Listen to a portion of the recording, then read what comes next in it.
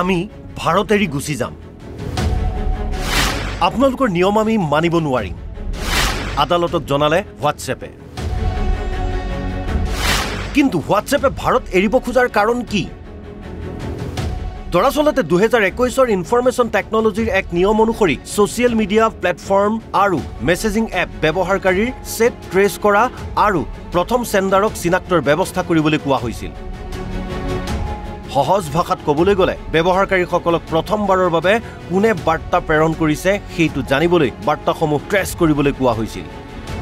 2021 চনৰ 15 ফেব্ৰুৱাৰীত চৰকাৰে এই কথা ঘোষণা কৰিছিল।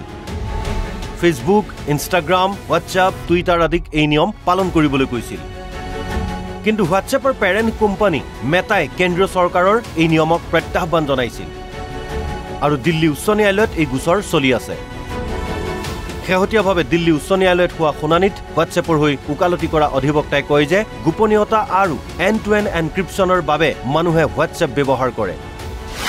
আমি ব্যৱহাৰকাৰীৰ গোপনীয়তা ভংগ কৰিব নোৱাৰোঁ।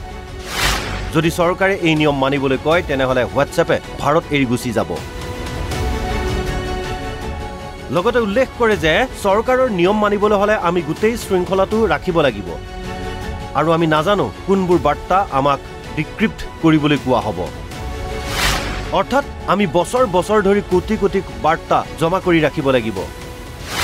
ইয়াৰ পাছত দিল্লী উচ্চ ন্যায়ালয়ৰ বিচাৰপীঠে প্ৰশ্ন কৰে যে বেলেগ দেশতো এনেকুৱা নিয়ম আছে নেকি? ইয়াৰ প্ৰত্যুত্তৰত হোৱাটছএপে কয় যে বিশ্বৰ কোনো দেশত এনেকুৱা নিয়ম নাই। অহা 14 আগষ্টত এই বিষয়ক লৈ পুনৰ শুনানি হ'ব আৰু সম্পূৰ্ণ শুনানিৰ অন্ততহে জানিব পৰা যাব ভাৰতত হোৱাটছএপ থাকেনে নাই। হয়তো ভাৰত এৰি গুচি যাব পাৰে হোৱাটছএপে আৰু তেনে পৰিস্থিতি হ'লে ভাৰতত বন্ধ হৈ যাব পাৰে হোৱাটছএপ। লগে লগে বন্ধ হৈ পৰিব কোটি কোটি লোকৰ WhatsApp account. News desk NB news.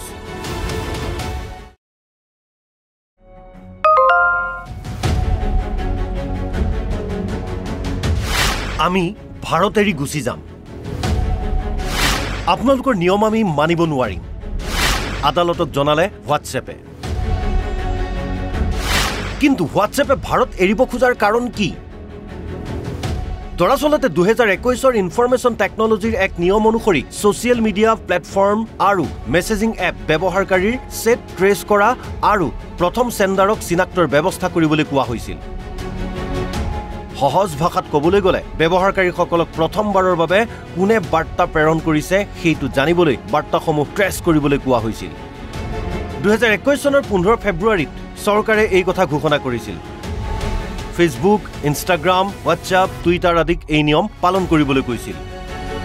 কিন্তু হোৱাটছএপৰ পেৰেণ্ট কোম্পানী মেটাই কেন্দ্ৰীয় চৰকাৰৰ এই নিয়মক প্ৰত্যাহ্বান জনাইছিল আৰু দিল্লী উচ্চ ন্যায়ালয়ত এই গোচৰ চলি আছে। শেহতীয়াভাৱে দিল্লী উচ্চ ন্যায়ালয়ত হোৱা শুনানিত হোৱাটছএপৰ হৈ ওকালতি কৰা অধিবক্তাই কয় যে গোপনীয়তা আৰু এণ্ড টু এণ্ড এনক্ৰিপশ্যনৰ বাবে মানুহে হোৱাটছএপ ব্যৱহাৰ কৰে। আমি ব্যৱহাৰকাৰীৰ গোপনীয়তা ভংগ কৰিব নোৱাৰোঁ। যদি চৰকাৰে এই নিয়ম মানিবলৈ কয় তেনেহ'লে হোৱাটছএপে ভাৰত এৰি গুচি যাব।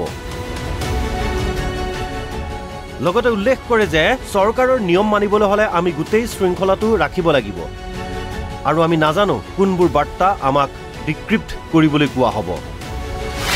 অৰ্থাৎ আমি বছৰ বছৰ ধৰি কোটি কোটি বাৰ্তা জমা কৰি ৰাখিব লাগিব। ইয়াৰ পাছত দিল্লী উচ্চ ন্যায়ালয়ৰ বিচাৰপীঠে প্ৰশ্ন কৰে যে বেলেগ দেশতো এনেকুৱা নিয়ম আছে নেকি? ইয়াৰ প্ৰত্যুত্তৰত হোৱাটছএপে কয় যে বিশ্বৰ কোনো দেশত এনেকুৱা নিয়ম নাই।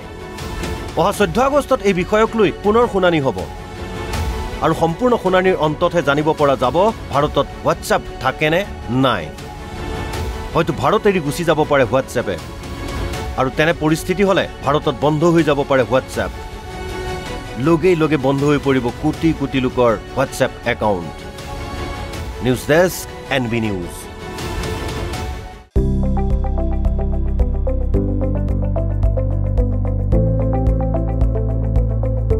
NB নিউজ, সহজ সৰল ভাষাত নৱভাৰতৰ কথা।